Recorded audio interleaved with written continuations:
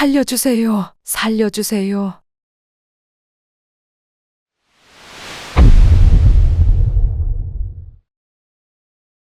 가해자 20대 박창용, 학교 폭력 가해자 출신으로 술만 마시면 지인들을 폭행하는 정말 나쁜 습관을 가지고 있었다고 한다.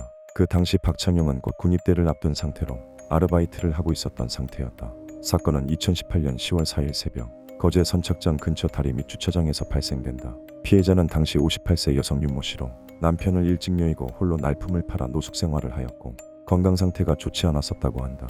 인생 자체가 많이 불우했던 윤모 씨였지만 그날 윤모 씨에게 일어난 일은 정말 끔찍한 일이었다. 술만 마시면 폭행을 일삼는 가해자 박창용의 타겟이 된 것이었다. 박창용은 윤모 씨를 발견한 후 다가가서는 머리채를 잡고 길 한가운데로 질질 끌고 나왔다고 한다.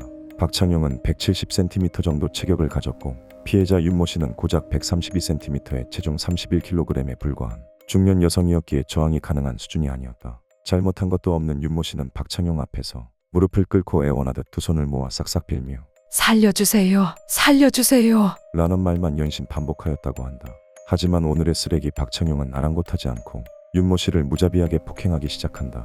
윤모 씨를 무릎으로 짓누른 상태에서 주먹으로 마구 내려찍다가 일어나서는 발로 머리를 짓밟고 사커킥을 차는 등 72회가량의 폭행을 가했다. 인간이 감히 할 수 있는 짓이 아닌 것이지. 박창용은 폭행 후 윤모 씨가 숨졌는지 관찰하고 움직이지 않는 것을 확인까지 하였다. 그러고는 윤모 씨를 도로 한가운데로 끌고 가 하의를 벗겨 가지고 갔다. 학교폭력 가해자 출신답게 비상식적인 행동을 하였고 사이코적인 모습까지 보여준 박창용. 그나마 다행인 건 이 광경을 차량을 타고 새벽 시장에 가던 행인 3명이 보았고 신고하며 다가오는 행인에게 박창용은 이런 말을 짓거렸다고 한다. 형님들, 제가 경찰입니다. 그냥 가세요. 이 말을 듣고 행인 중 한 명이 화가 나서 니 몇 살이고 지금 무슨 짓이고? 라며 욕설과 함께 말을 하였는데 박창용은 이에 굴하지 않고 나? 21살. 그냥 끄지세요. 라며 반박을 하였다고 한다.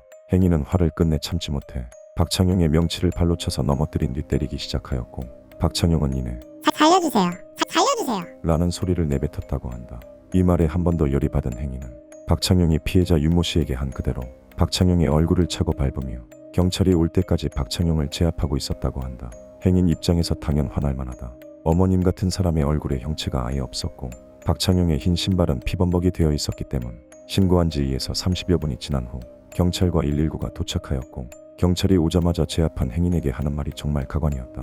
아이고, 왜 이리 범인을 심하게 때렸어요? 라고 하였다고 한다. 그러고 뉴스에는 경찰이 잡은 것 마냥 보도가 되었었다고 한다. 행인의 말대로면 조금만 더 일찍 발견했더라면 피해자분은 살아있을 수 있겠다는 생각이 들었고 차가운 새벽 바닥에 누워 계시는 모습을 보고 너무 안타깝고 슬펐다고 한다. 가해자 박창용은 무기징역을 구형했으나 초범인 점, 반성을 많이 하는 모습을 보인 점, 그리고 혼자 먹여 살릴 가족들이 있는 점들을 고려하여 징역 20년을 선고하였다고 한다. 더욱 열받는 건 경찰은 박창용이 사람을 해치려는 의도가 없었다며 상해치사 혐의로 사건을 검찰에 넘겼다는 것이다. 가짜 이야기 아닙니다. 실제 이야기 맞습니다. 그 타겟이 당신이나 당신 가족이 아니라는 생각은 절대 하지 마세요. 세상에는 박창용 같은 그보다 더한 쓰레기가 많으니.